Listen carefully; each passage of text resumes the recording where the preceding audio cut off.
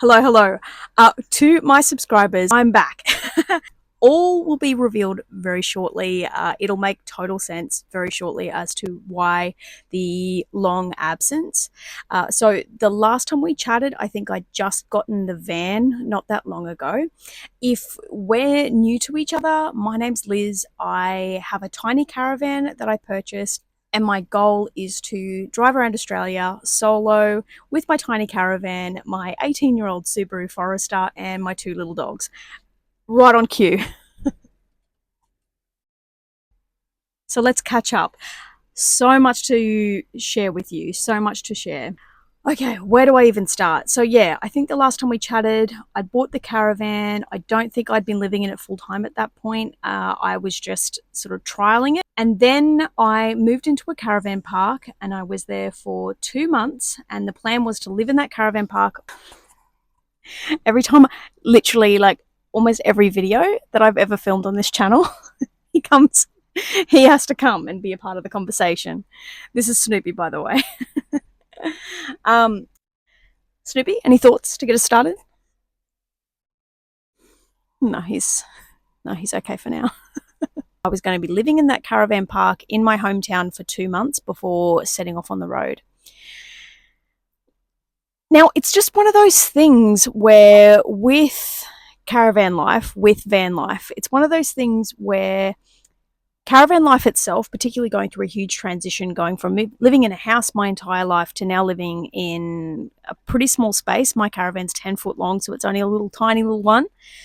And I sold almost everything I owned and starting this entirely new lifestyle. So that's challenging in of itself. But what's interesting about van life, caravan life, is that life stuff happens at the same time that van life happens. Like life doesn't just stop lifing just because now you're living in a caravan. It's not like the universe just like lets you off easy because, oh, you're living in a caravan and so fair enough, you've got enough on your plate and so we'll go easy on you.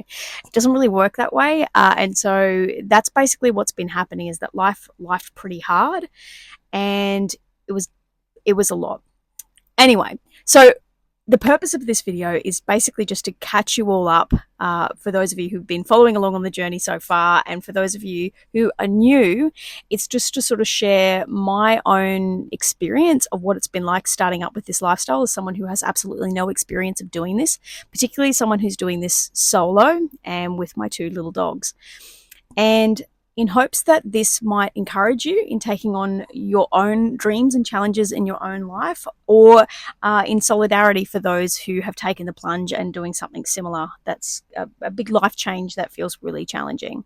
At the time of filming this video, I have now been living in this caravan full time for 3 months now.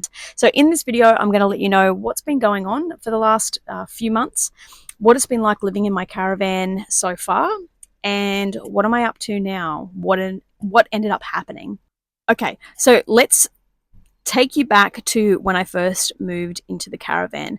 What I would say is it was surprising. The transition was really challenging, but challenging in a way that I hadn't actually anticipated, hadn't expected. What was unexpectedly easy was moving into a tiny space. I really surprised myself. I really thought I was going to get claustrophobic in here. It's only really small, like literally my kitchen's over there. Oh, it's really messy at the moment, actually. Hang on. I'm going to show you that, actually. I will give you a tour when it is appropriately cleaned up.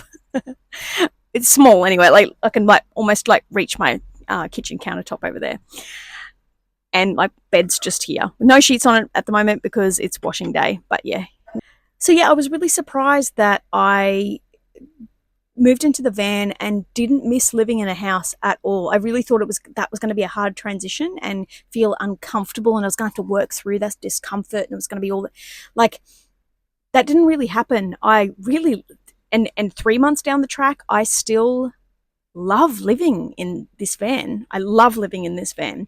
And it's interesting because I've met quite a few campers now who will see the tiny van and just be like, oh, it's really small. What's it like? And I'm like, genuinely, I'm actually really glad that I ended up having to be pushed to go with a tiny caravan.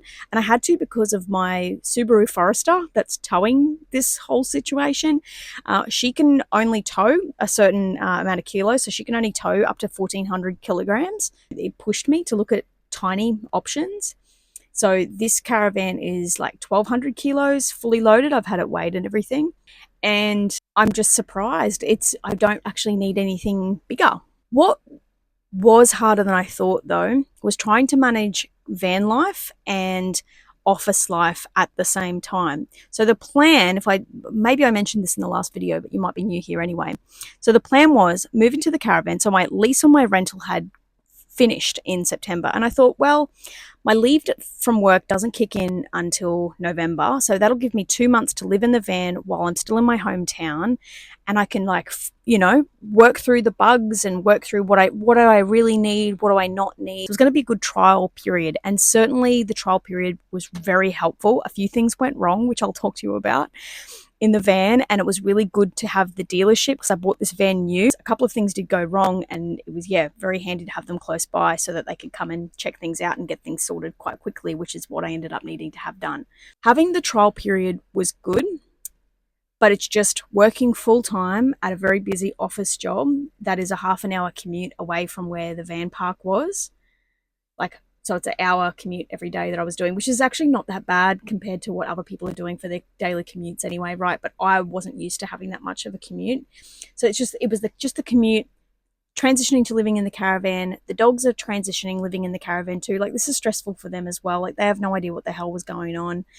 And I've just noticed that office life and van life are just completely different lifestyles, and trying to force them into the one person is almost impossible. Like, I managed it for 2 months. Oh my goodness, I could not have done another week. Like 2 months, 2 months was too much. I think I could have managed it for a few weeks, but like, if I had my time again, I would not do 2 months anymore. It was really hard. I think part of the thing was too, like, I kind of needed to move out of the house. I don't know, if I had my time again, would I have had to do the same thing? Because I kind of couldn't afford to pay rent and the van repayments at the same time. Like, I couldn't do that.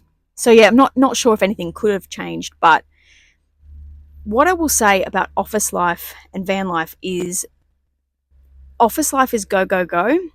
Van life is slow, slow, slow. The thing about living in a tiny space is it's sort of structured in a way that kind of forces you to not rush. Like, you kind of cannot rush. And if you rush, you can make mistakes, and mistakes can be really bad mistakes, especially when you're hitching up and when you're getting ready to tow, which I wasn't doing over that period. But there's a lot about van life that pushes you to slow down, which is an important lesson and part of the reason why I wanted to challenge myself to do this lifestyle, because it's complete opposite of how I've lived my life previously, living in a really fast-paced environment for quite some time. But yeah, you're rushing around in the morning, and you've got to grab your lunch, and you've got to get your clothes, and and this is an office job where I have to dress well for this office job, and so it's, I don't have any cupboard space to like hang my clothes, so then it's like, oh, they're creased, okay, I can't use that top, and so it's just, and I'm still organizing the cupboards at that point. Like, things weren't super easy accessible at that point, so like mornings getting ready for work to go into my office job were quite stressful. The other thing was, things just take more time living in a caravan as well. So I have to walk to go to the toilet. I do have a toilet on board, but if there's toilets in the campsite I'm staying at, I'm using the campsite toilets. I do not want to be emptying this cassette toilet as frequently as possible. So that takes time. Washing my clothes takes more time, because if I don't want to have a cost, I have to wash them by hand. So that takes more time. The dogs take more time too. They're happy about this, and I'm happy for them too. But in my morning routine when I used to live in a house was, first thing in the morning, I just get up, open the door, let the dogs out. They go out and go for a wee, right?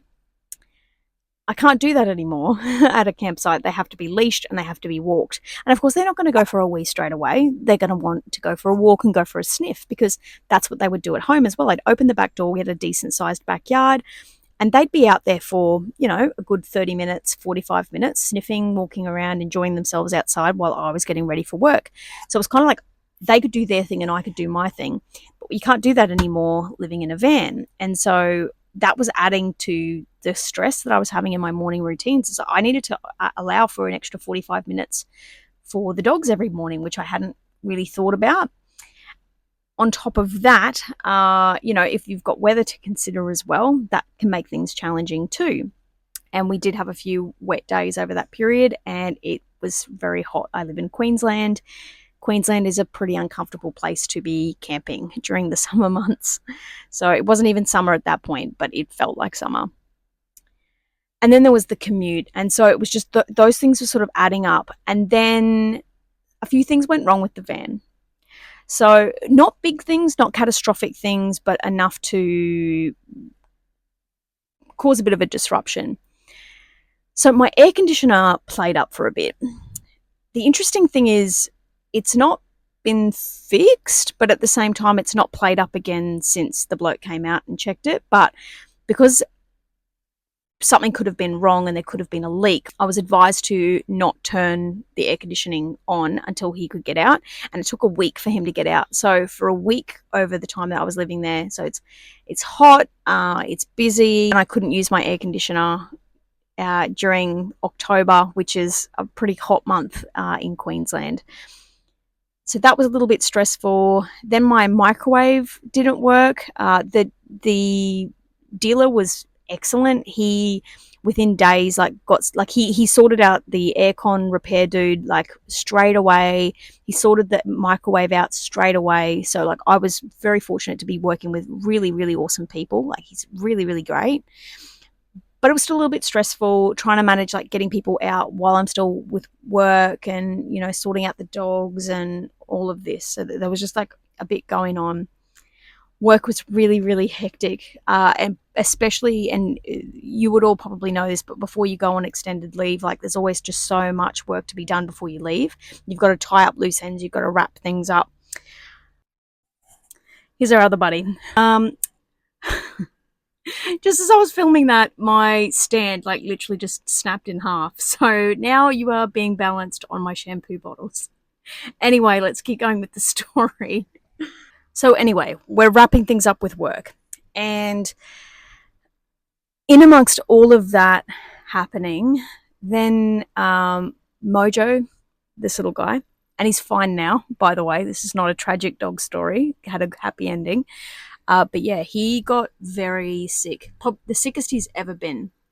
He got like TMI, but hemorrhagic diarrhea. So yeah, it was really bad. He started off with like a little bit of diarrhea, and then it was just like hemorrhagic diarrhea. Really bad. He was throwing up. He was getting really weak. And it got to the point where I was so worried about him that I ended up having to take him to the hospital because I was just really worried. I was like, is he going to die? He got that sick. And I had no idea what it could have been. I don't know if he'd eaten anything or contracted anything. So he ended up being in hospital for 3 days. And then on his second day getting back from hospital, then Snoopy got sick and he got the same thing, this hemorrhagic diarrhea. And then he got so weak and so sick that then he ended up in hospital as well. So he was in hospital for 2 days.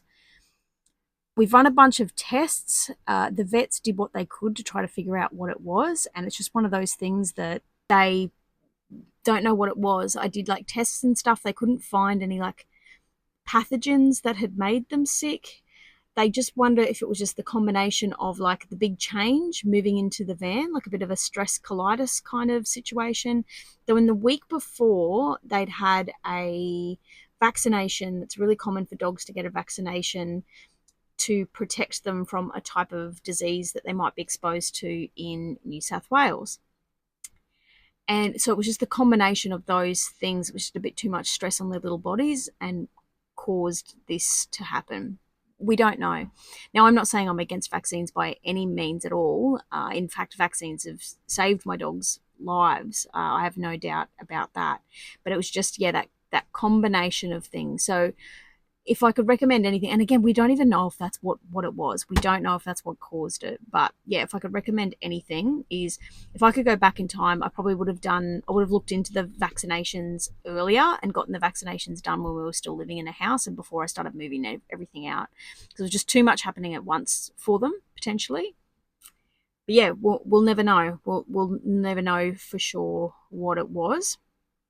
But that was horrific. That was a really, really stressful time, as you can imagine. My dogs mean everything to me, and seeing them suffer, seeing them sick, it's just the most horrible experience. I was so stressed out, like for that entire week that they were both sick. I didn't sleep basically that entire week, and I was still having to get up and go to work every morning. And dishes are piling up every day, and it was just getting a lot. So that had happened. The dogs recovered, thank goodness. And then life went back to, well, kind of whatever you might want to call normal. And then a very close family member of mine had a stroke suddenly. They were in really good health prior to this. I was actually planning on visiting them on my way out, like leaving town, because they lived like not far from me, a few hours from me. And they had a stroke, and they survived the stroke and they were doing okay. But then, like 3 days after the stroke, there were some additional medical complications, and they went downhill very quickly. And the doctors called us to basically say, like, you need to come down and say goodbye. And then dropped everything, went down.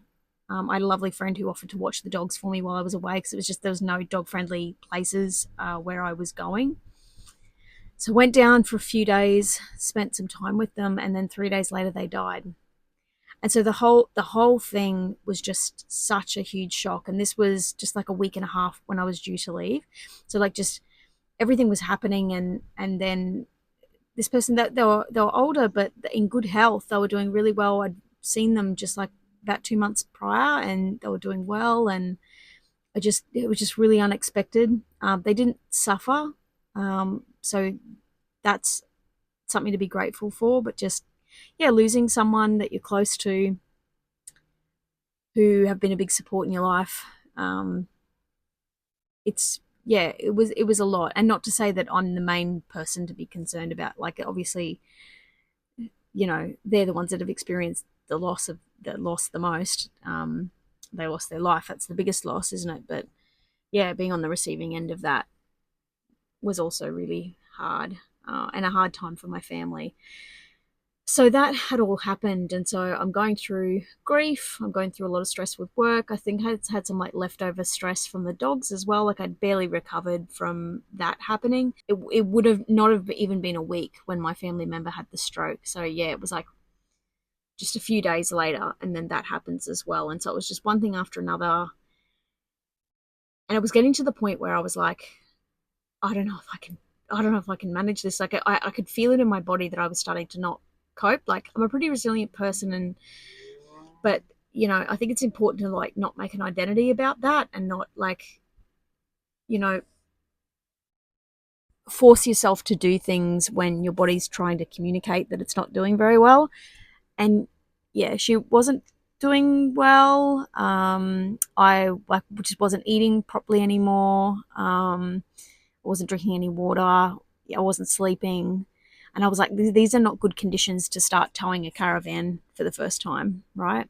Because everything that had been happening too, like, I'd been planning on spending my weekends like practicing towing, like take the van out, make sure that it's all like sitting well on the road, and build my confidence, practice reversing, doing all of that. But and there was like some personal stuff going on as well, so it was just like all these things that were going on. It meant that I didn't feel prepared for getting on the road either, and I just didn't really know what to do.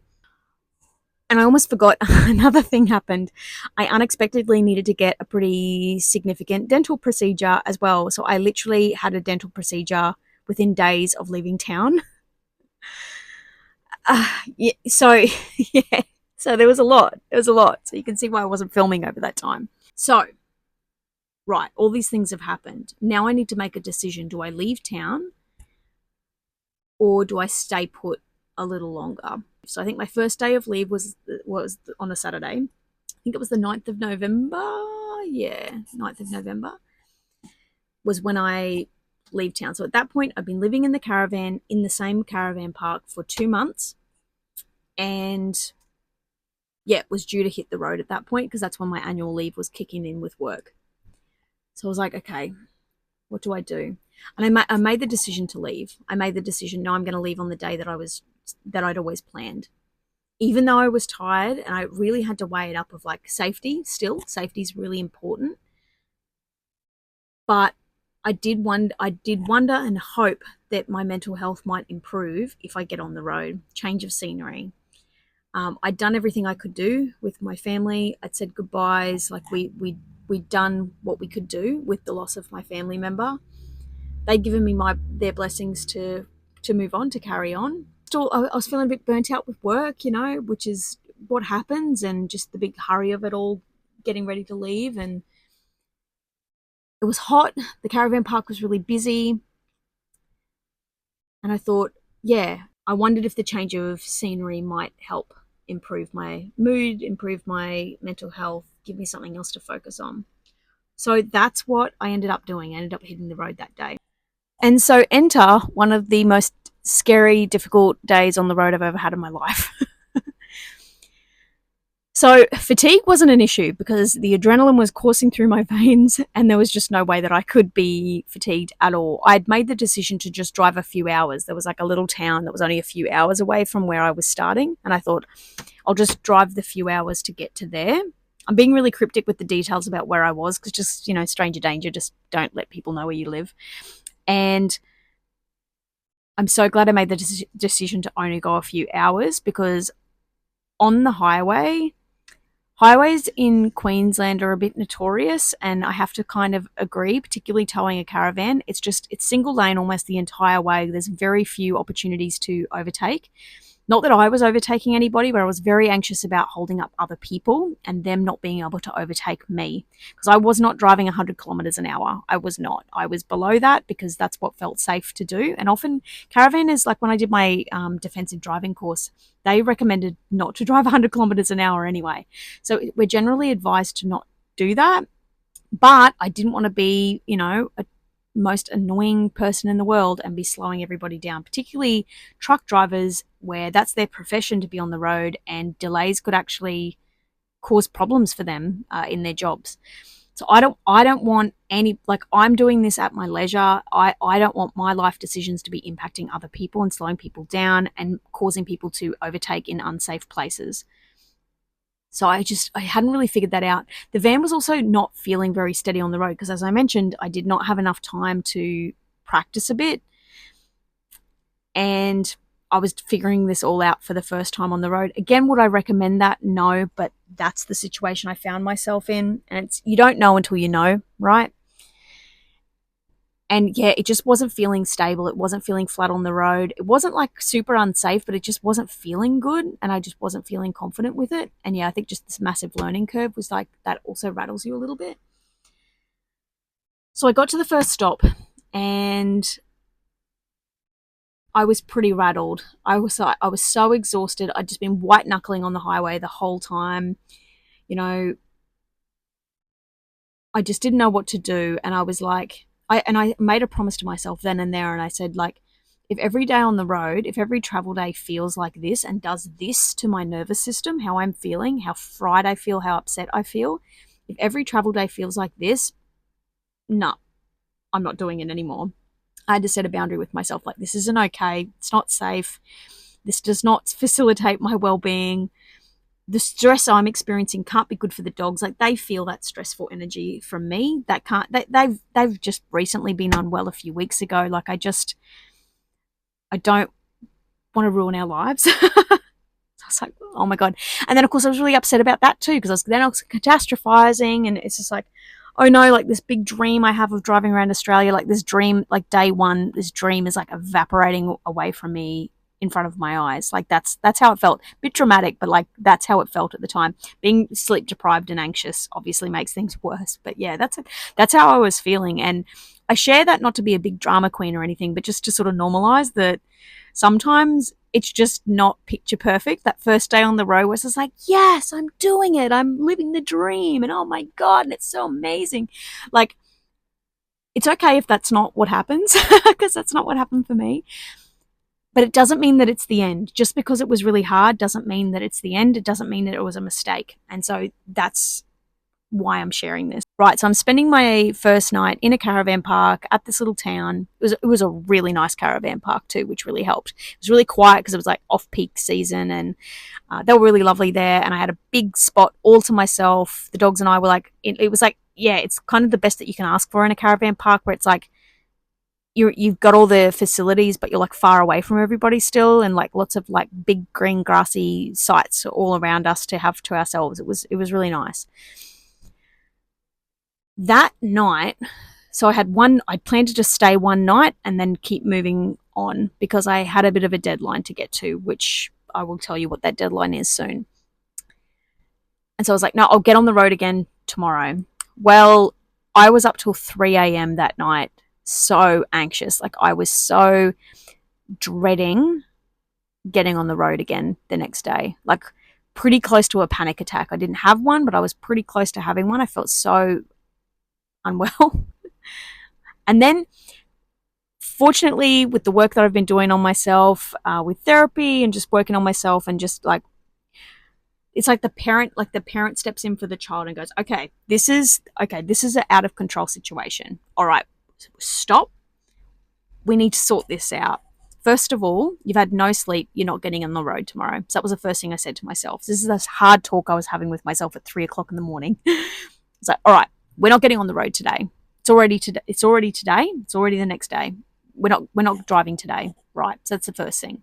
Second thing is, what's making you feel worse is the fact that the van's not towing flat. It's not feeling good. So we need to do something about that. All right. We need to move things around, because long story short, but I'd had the van weighed a second time before I got on the road, and he's like, okay, all the weights are good, but if it's still not towing great, there's a few other suggestions that I would make. I was going to adjust the height of the tow ball, see if that works.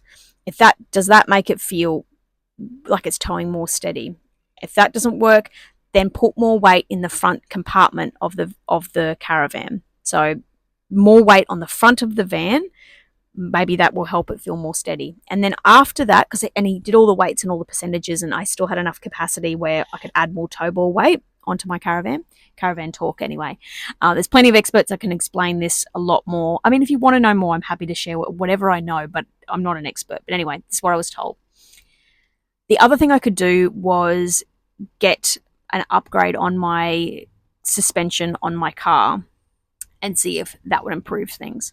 So anyway, at 3 o'clock in the morning, I'm having this conversation with myself. Right, you've already spoken to the caravan. His name was Ross. You've already spoken to Ross. Ross is giving you these suggestions. Okay, you're going to have another day at this caravan park, and you've got all day to have a bit more of a sleep, and then you're going to adjust the tow ball height, and then you're going to put more weight in the front of the van if that's still not working. All right, so you're going to trial these things. You've got all day, and you're going to trial it, and that's what you're going to do. And you're just going to rest and have a conversation with yourself about, have a bit of a pep talk about getting back on the road again. And so that's what I did. I adjusted the tow ball height, and I was really proud of myself that I was able to do it.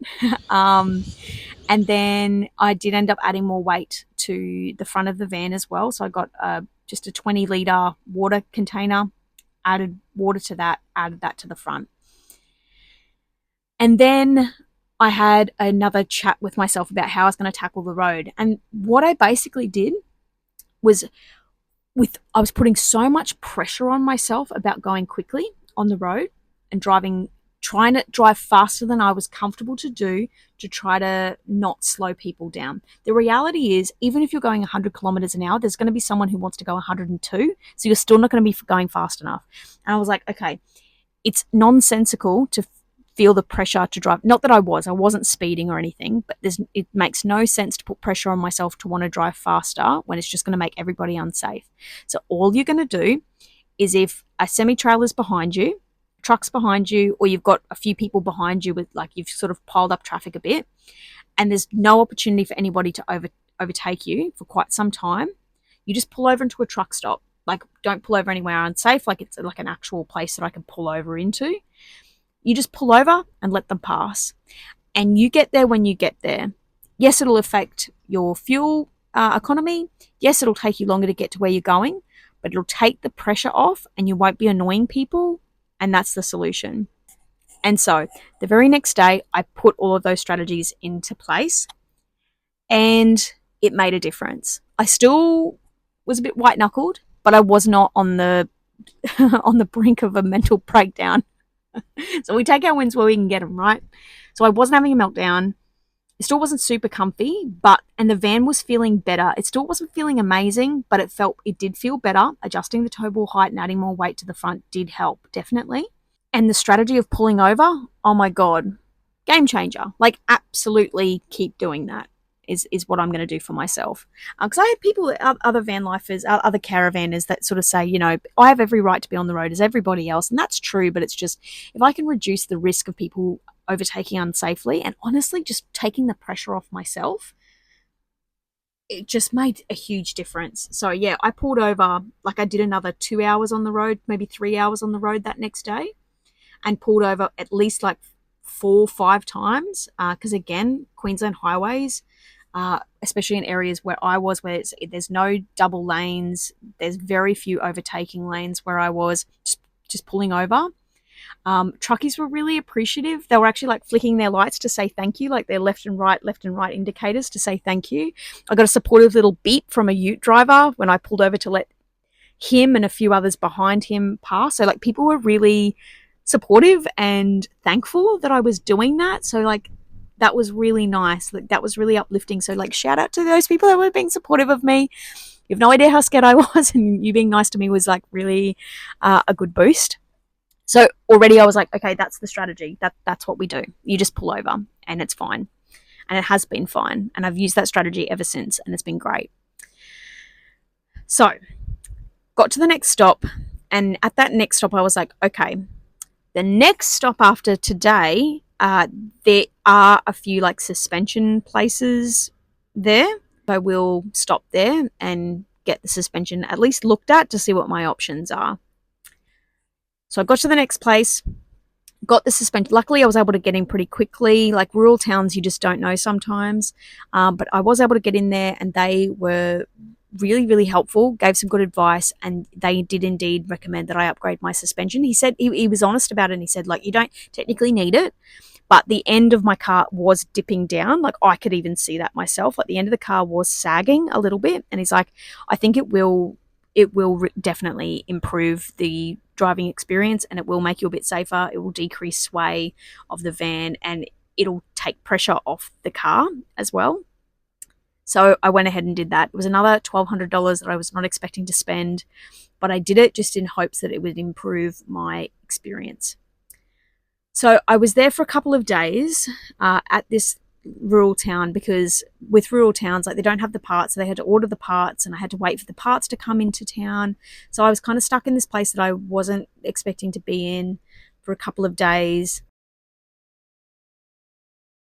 Suspension is finally added to my car, and I drum up the courage once again to get on the road again. Still Queensland highways, still terrified. Well, let me tell you, upgrading the suspension, shout out to Ross. And I did email him after this, and I said to him, like, hey, thank you so much for going. He went above and beyond, this Vanway guy, to give me all of this solid advice. He was right. It was the suspension. Oh my God, upgrading the suspension was just everything I needed to make that van tow better. Like I can't tell you what a difference it made. Like there were times where I almost forgot that the van was attached. Like it just felt so much smoother. Like the van just wasn't feeling like rattly anymore. It's hard to explain, but yeah, it was just, the suspension was everything. I could feel the vehicle wasn't struggling against the weight of the van. Like, not that it was struggling before, but it felt lighter and just more solid and stuck to the road. It just, wow, what a difference. So $1,200 absolutely well spent. That next day on the road, from that little town into the next little town, was a really good day. I had a really good day. I passed through a really cute little country town where the cafe allowed me to take the dogs in because it was really hot, because I don't have air conditioning in my car anymore. We were very hot. And so it was very nice to go into a little air conditioned space. They gave the dogs little puppuccinos. It was really sweet. It was just, I don't know, I just needed that little nugget to just be like, you got this, girl. Things are looking up. It's going to be okay. And I ended up staying at the most gorgeous campsite. It was like a hip camp where you just camped on someone's property. I'll include some footage and photos of this place. It was absolutely beautiful. Very, very green, off grid, and it was a little bit cooler.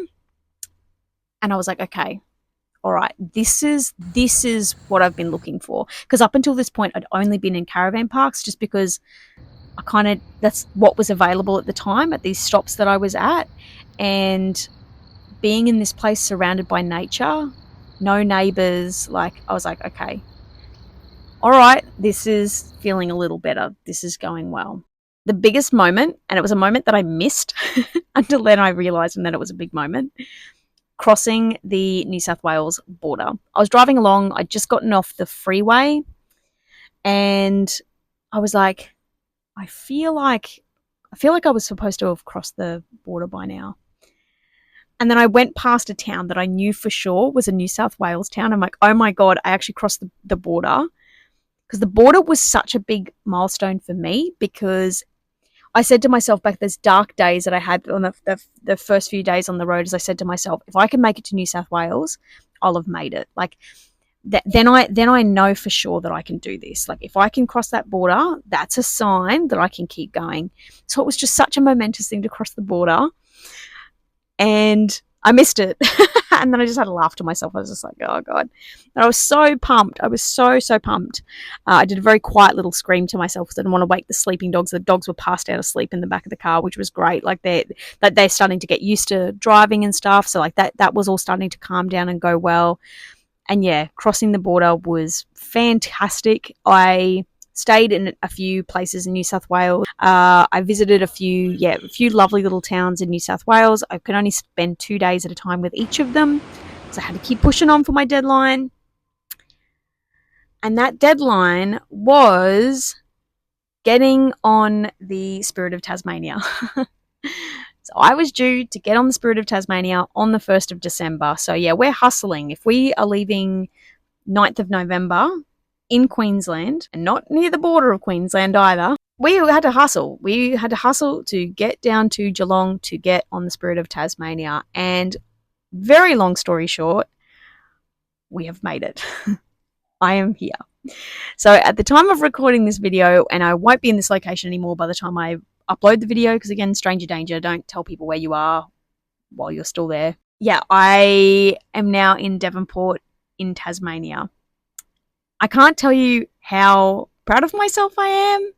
I'm so glad. I'm so glad that I made it. See, I told you it would have a happy ending. But yeah, after so much doubt and fear and wondering if I'd made a terrible mistake and wondering if I was up to this, there were so many times I had conversations with myself where I was like, okay, well, maybe we don't do a big lap of Australia. Like, maybe we just look, if we can get to Victoria, that's great in itself. Okay, look, if we can get to Tasmania, then that's really great. And then we can just, I don't know, go back to Victoria and then just slowly make our way back to Queensland. Like, that's still a great achievement, Like, I've towed nearly 4,000 kilometres on my own, and that is amazing achievement in of itself. But yeah, I kept saying to myself, oh, look, maybe we'll just do a half lap. Maybe we'll just do this. It is such a relief to now be at a point where I'm like, no, I can do this. I can drive around Australia. I can do it. I will tow those 13,000 kilometres all the way around. I know I can actually do it. I'm up for it now. And it's so amazing to be in a place where I can actually say that about myself after so much doubt and fear and stress. And it's just one of those things. And and this is why I share this, because it's just like, the doubt was like, okay, at what point do you call it? Like, at what point is how much stress is too much stress, And it's getting that balance between like, well, what is the self-care decision here? Like, do I pull up because and I don't push myself anymore, and I and I don't set that goal anymore, and I don't go to Tasmania because I was stressed about getting on the Spirit of Tasmania and how the dog's going to go on the boat, and like more stress, more stress. And I was like, or do I push myself? Is the loving thing to do to push myself, to prove to myself that I can do it, and and to trust myself that it's not a mistake to do this. And I went for the latter, and I'm glad that I did, because I think you can see, like, I was trying my best to do the self-care thing as much as I could. Like, I did stay longer at certain spots throughout my travels. I'd stay more than a night at some of the campsites. So I wasn't on the road every single day. Sometimes I'd give myself a day extra to breathe. So there was self-care happening, but I wasn't allowing myself to fully let go of this dream and this goal for myself. And it's one of those things that it's like, look, I may not make it around Australia if unexpected things happen, like I can't, what things might happen with the van or with the car or with the dogs. Like, if the dogs they're not up to keep traveling, or the weather gets in the way, or like there's heaps of things that could happen that might stop me from getting around Australia. And that's fine. But it's really cool to know that of all those limiting factors, it's not going to be me. I am not going to be one of those limiting factors anymore. It's not my insecurity, my fear, my doubt, my lack of will or skill or ability. I am not the limiting factor in this anymore. And it's a pretty awesome feeling to finally be in that space now. I will leave you on that happy note. This video has gone on long enough, but I cannot wait to share with you what I get up to, what I'm experiencing, and what I'm learning on this adventure around Australia. Thank you so much for being here. I hope this has encouraged you. I hope it's been interesting to share this with you, and I'd love to hear from you. I hope you're well, and I will see you soon.